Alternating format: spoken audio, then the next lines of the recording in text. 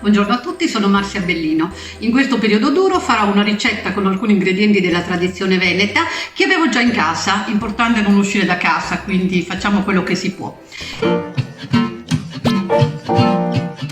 È un risotto, occorrono per 2 persone cipollotti tritati, avevo quelli, 160 g di riso Carnaroli, prosecco, olio evo, burro, asiago, pere a pezzettini, sale, pepe, chiodi di garofano, elisir di violette e curcuma meno invadente dello zafferano per colorare il nostro risotto. Innanzitutto preparo un brodo vegetale con sedano, carota, cipolla e quello che è in casa. Con un po' di burro e un po' di olio evo faccio andare il cipollotto nell'olio e burro caldo, faccio tostare 180 g di riso Carnaroli per 2 persone, aggiungo un po' di sale e un po' di pepe.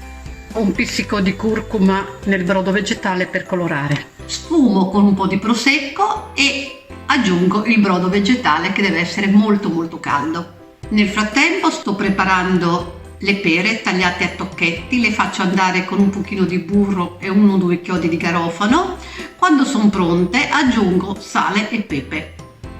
Abbiamo terminato di cuocere il nostro risotto e mantechiamo con 50 g di burro freddo, molto freddo, e 80 g di asiago stagionato tagliato a pezzetti. Impiattiamo, aggiungiamo le pere a piccoli pezzi e l'emulsione di viole che ho fatto con violette fresche, un pugno, 200 g di zucchero e 200 g di acqua ed è stata preparata precedentemente. Decoriamo con delle viole fresche, voilà! Il nostro risotto, pere, asiago e elisir di viole è pronto. Ciao ciao, alla prossima!